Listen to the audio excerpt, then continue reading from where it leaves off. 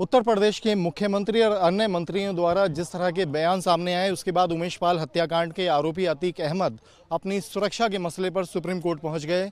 Supreme court में याचिका दाखिल की कि जो उनको अहमदाबाद जेल से यूपी जेल में ट्रांसफ़र करने का जो प्रस्ताव है वो उससे उनकी जान को खतरा है, उनको अपने फर्जी एनकाउंटर की आशंका है। इसके खिलाफ वो सुप्रीम कोर्ट पहुंचे हैं कि इस पर रोक लगाई जाए।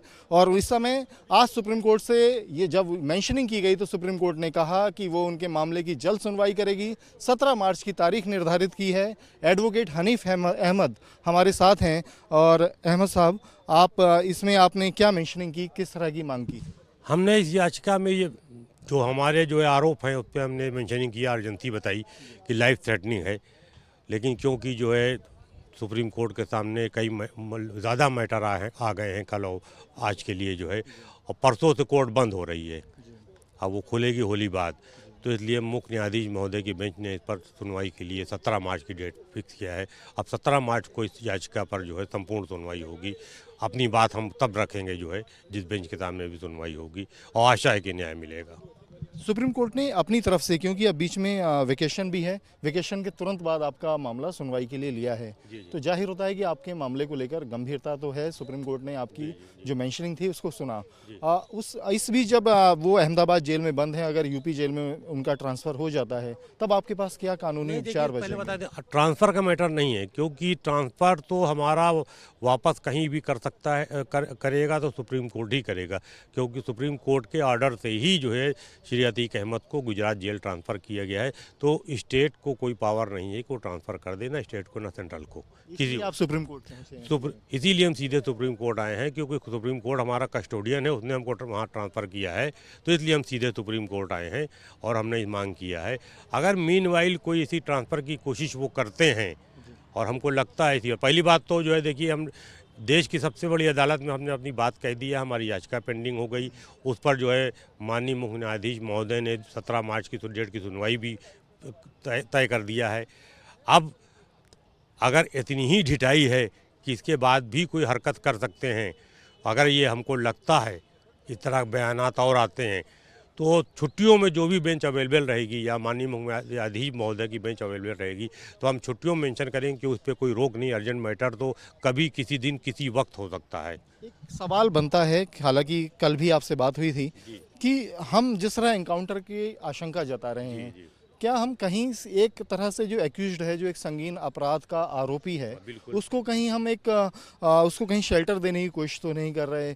कहीं उसके लिए हम एक ऐसा माहौल तो नहीं क्रिएट कर रहे कि उसको कहीं उसका लाभ हो, कि हम बार बार एनकाउंटर की बात कर रहे हैं? क्या कानून पे आपको बिल्कुल यकीन नहीं है? नहीं, कानून पे भरोसा, कैसे एनकाउंटर हो सकता है? कानून पे भरोसा ना होता तो हम कानून की सबसे बड़ी अदालत से अपनी बात कहने ना आते।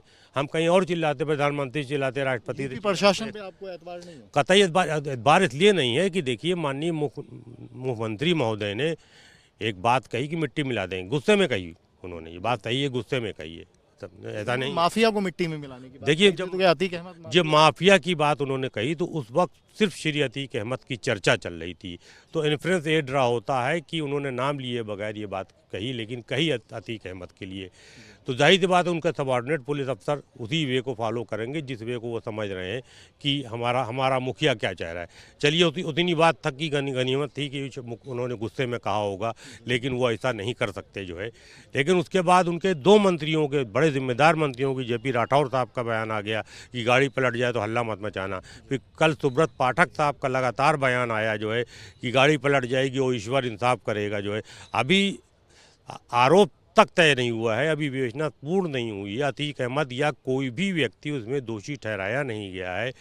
न्याय तो भगवान तब भी कर सकता है, अदालत करेगी।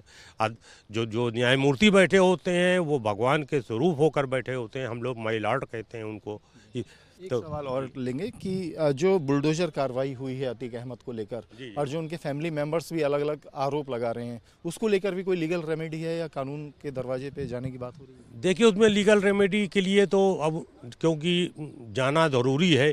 उनका पूरा जो मकान, जो वो किराए पे जिस पे रहती थी, पूरा मकान सामान समेत जो है गिरा दिया गया। सामान निकालने का अवसर नहीं दिया गया। कोई भी मलबे में जा देख सकता है, सारा पूरी गृहस्थी उनकी दबा दी गई है। और उसके बाद जो है मकान भी उनका नहीं था, मकान भी किराए पे था। एक जफ़र अहमद खान साहब हैं जो एनआई के रिपोर्टर हैं, एक्शन को लेकर भी कोई मेंशनिंग की जाएगी, बुलडोजर एक्शन? नहीं नहीं, उसको तो देखिए वो तो अब तो मकान गिर गया इसलिए कोई अर्जेंसी तो रह नहीं गई। अब उसको हम लोग जो प्रोसेस है उस प्रोसेस में जाएंगे, अदालत जाएंगे, हाई कोर्ट जाएंगे जो है, और उसमें हम जो कंपनसेशन की मांग करेंगे जो है। ठीक है।